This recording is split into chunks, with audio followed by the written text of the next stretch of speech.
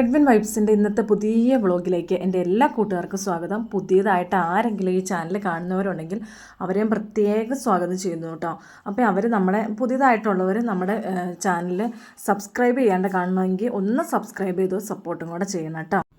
ഇന്ന് ഫ്രൈഡേ അല്ലേ, ഫ്രൈഡേ ഈവനിങ്ങിലുള്ള എൻ്റെ പരിപാടി കേട്ടോ. ഇത് എഡ്വിൻ്റെ എക്സാമൊക്കെ കഴിഞ്ഞുള്ള പരിപാടികൾ. അപ്പോൾ അതേ ഞാൻ ഡാമിൻ്റെ പണി അങ്ങ് തുടങ്ങാൻ പോവാണ്. കഴിഞ്ഞ ദിവസം ഞാൻ പറഞ്ഞായിരുന്നു ഡാമിൻ്റെ പണിയൊക്കെ ഒന്ന് തുടങ്ങണമെന്ന്. അതിനുള്ള പരിപാടി കേട്ടോ. അപ്പോൾ അതേ കറുത്ത പെയിൻറ്റ് വാങ്ങിച്ചിട്ടുണ്ട്. അതൊക്കെ ഒന്ന് അടിച്ച് ഒന്ന് സെറ്റ് ചെയ്യാൻ വേണ്ടി നോക്കും. ഇത് വെള്ളം ഒഴിച്ച് കൂട്ടണതാണ് കേട്ടോ. അപ്പോൾ അതേ ഞാൻ ഇതെടുത്തിട്ട് വെള്ളം കൂടെ ആഡ് ചെയ്ത് കൊടുക്കുന്നുണ്ട്.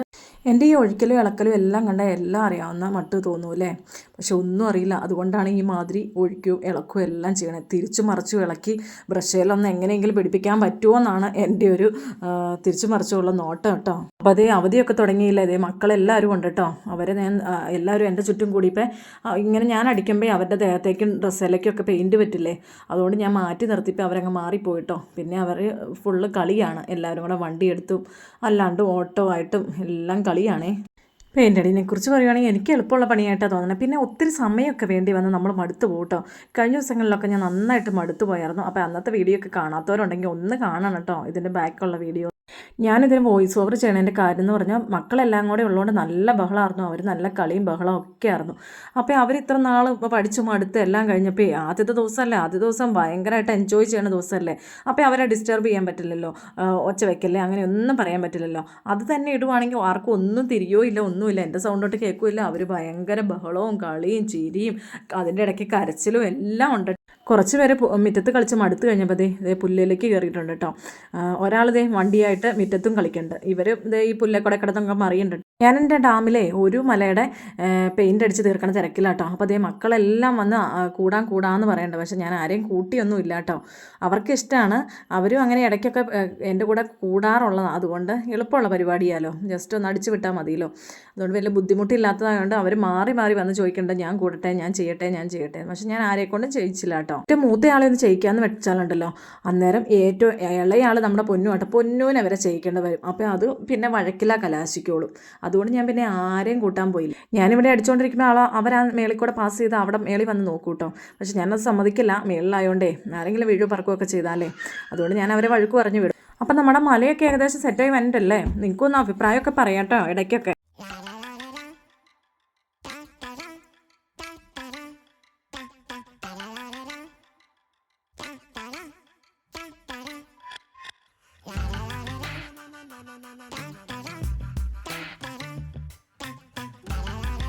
ആശാരിമാർ വീതി നീളമൊക്കെ നോക്കിക്കൂട്ട് ഞാൻ തിരിഞ്ഞു നിന്നും മറിഞ്ഞു നിന്നൊക്കെ നോക്കണം കേട്ടോ. പക്ഷെ നമുക്കറിയാവുന്ന പരിപാടിയല്ലേ അറിയുള്ളൂ. അതുകൊണ്ട് ഞാൻ അറിയാവുന്ന രീതിയിലൊക്കെ അങ്ങ് അടിച്ചു വെച്ചു കേട്ടോ. എന്നാലും വലിയ മോശമൊന്നും എനിക്ക് തോന്നിയില്ല കേട്ടോ. അങ്ങനെ തോന്നാത്തതും എൻ്റെ കുഴപ്പമാണോന്ന് എനിക്കറിയില്ല കേട്ടോ. ഇന്ന് മക്കളൊക്കെ കളിക്കാൻ കൂടി ഉള്ളതുകൊണ്ടാന്ന് തോന്നുന്നു പെട്ടെന്ന് അങ്ങ് ഏരിയ കവർ ചെയ്ത് പോയാൽ എനിക്ക് തോന്നിയേ. പെട്ടെന്ന് ഇത്ര സമയമായിന്ന് എനിക്ക് അങ്ങ് തോന്നിയില്ല, ഒട്ടും മടുപ്പ് തോന്നിയില്ല. കഴിഞ്ഞ ദിവസങ്ങളിലൊക്കെ തന്നെ ഉള്ളതുകൊണ്ട് പൊന്നൂസ് ഉണ്ടായിരുന്നു. പൊന്നൂസിനെ കൊണ്ട് പറ്റണ കളിയും ചിരിയൊക്കെ കളിച്ചു കേട്ടോ. എന്നാലും നല്ല വെയിലല്ലായിരുന്നു, മുട്ടൻ വെയിലായിരുന്നു. അതിൻ്റെ ഒരു ക്ഷീണം തോന്നി കേട്ടോ കഴിഞ്ഞ ദിവസം. ഈ ദിവസം ഇന്നാണെങ്കിൽ പിള്ളേരെല്ലാം കളിയും ചിരിയും അവരുടെ തമാശയും എല്ലാം കേട്ടാണ് ഞാൻ ചെയ്തത്. ഞാൻ മാറി നിന്ന് തിരിഞ്ഞു നിന്നും നോക്കുന്നത് നിങ്ങൾ കാണുന്നുണ്ടല്ലോ. പെട്ടെന്ന് ഡ്രസ്സിൻ്റെ മേളിൽ ഒരു ഓവർകോട്ട് അങ്ങ് കിട്ടൂല, എന്താണെന്നല്ലേ. എനിക്ക് മടിയായതുകൊണ്ടാണ്. പെയിൻ്റ് അടിക്കുമ്പോൾ പെയിൻറ്റ് ഡ്രസ്സിലെല്ലാം തെറിക്കുന്നു. ഞാൻ മക്കളോടും പറഞ്ഞു, അവരോടും മാറി നിന്നോളം പറഞ്ഞു. എന്നാലും എൻ്റെ നല്ല ഡ്രസ്സായിട്ട് ഞാനത് ഒന്ന് മാറിയിടാൻ പോകാനുള്ള മടിയും കൊണ്ടാട്ടോ പോകേണ്ടിരുന്നത്. അപ്പം ഞാൻ ഇത്തിരിയൊക്കെ പറ്റിക്കഴിഞ്ഞപ്പോൾ ഞാൻ വേറൊരു കോട്ട് അങ്ങ് എടുത്തിട്ടു കേട്ടോ. ഇനി ഇത് മേളിൽ കയറിയുള്ള പരിപാടി എന്നാന്ന് വെച്ചാൽ അതിൻ്റെ മേളിൽ കുറച്ച് പുല്ലും കമ്പും ചപ്പൊക്കെ ഉണ്ടായിരുന്നു. അതൊക്കെ ഒന്ന് മാറ്റി വിടണേ കേട്ടോ. അന്നേരം മക്കളെ എന്നോട് തമാശ പറയുകയൊക്കെ ചെയ്യുന്നുണ്ട്. അന്നേരം ഞാൻ ചിരിക്കണേ കേട്ടോ കാണുന്നത്.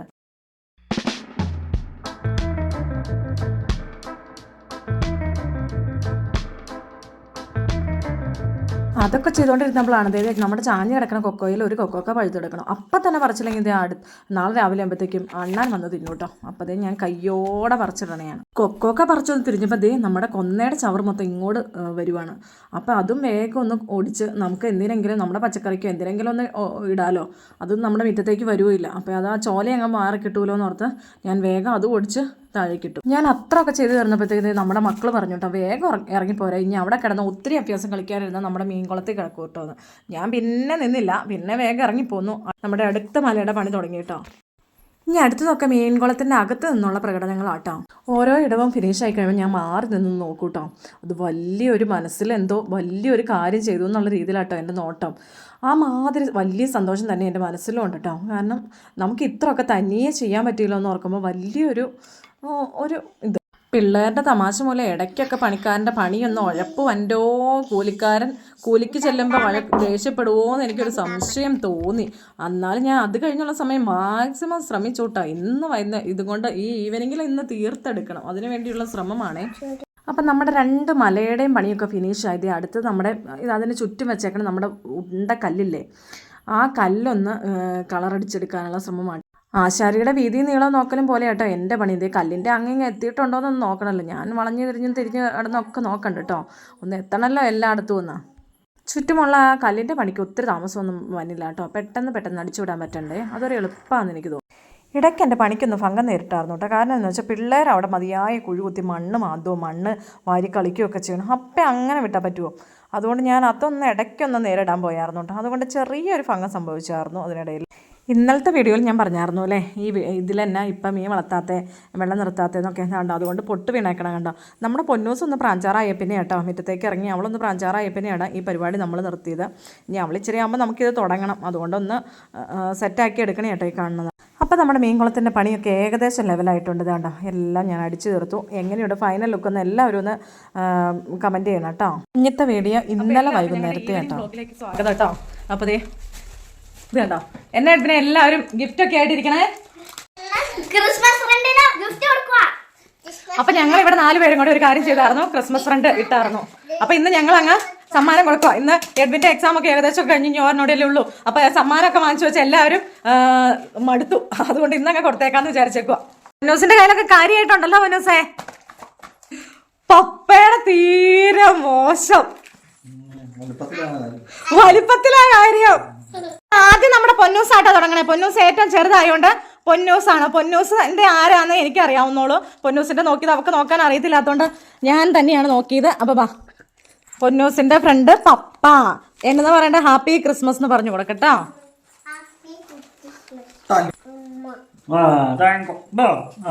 ഇനി അടുത്തത് ചേട്ടായിയുടെ ഫ്രണ്ടിനാണ് ചേട്ടായി കൊടുക്കണ്ടേ. ചേട്ടായിയുടെ ഫ്രണ്ട് ആരാണ്?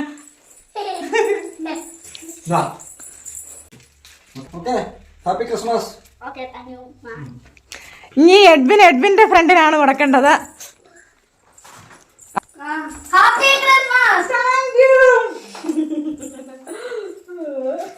അപ്പൊ ഇനി അമ്മയുടെ ഫ്രണ്ട്. അമ്മയുടെ ഫ്രണ്ട് ആരാ? ചക്കരക്കുട്ടി നിക്ക്. Happy Christmas. ഇനി നമുക്ക് അടുത്ത കലാപരിപാടി ഇതെല്ലാം പൊട്ടിക്കോ, വേഗം പൊട്ടിച്ചോ. അപ്പൊ ഇനി നമ്മളെ സമ്മാനമൊക്കെ പൊട്ടിക്കുക. ആദ്യം തന്നെ ഞാനൊന്ന് പൊട്ടിച്ചു കൊടുക്കട്ടെ കേട്ടോ. ഇത് നമ്മുടെ പപ്പയുടെ സമ്മാനം. പൊന്നന്റെ സമ്മാനം പൊട്ടിക്കട്ടെ. അമ്മ പൊട്ടിച്ചു തരാം കേട്ടോ.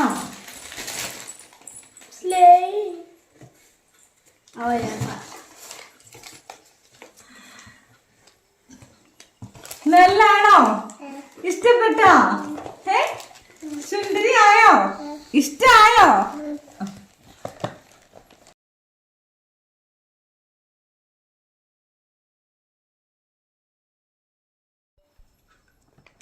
സൂപ്പർ സുന്ദരി.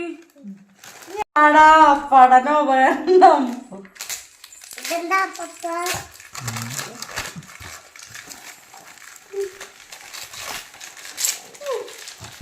പപ്പയുടെ പൊതിക്കെട്ട്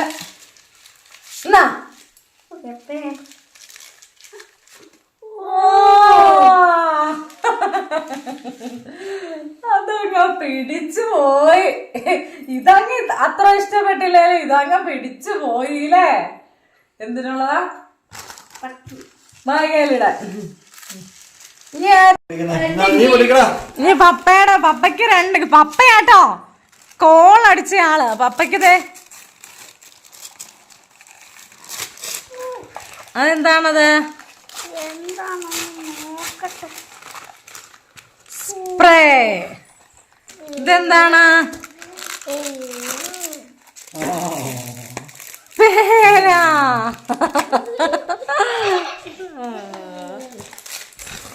ഇത് കാണിച്ചേ.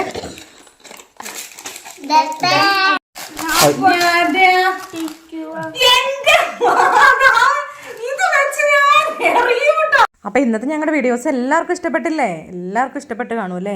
അപ്പോൾ നിങ്ങളുടെ അഭിപ്രായങ്ങളൊന്ന് കമൻസിലിടണം കേട്ടോ. അതുപോലെ സബ്സ്ക്രൈബ് ചെയ്യാത്തവരൊന്ന് സബ്സ്ക്രൈബ് ചെയ്ത് സപ്പോർട്ടും കൂടെ ചെയ്യണം കേട്ടോ.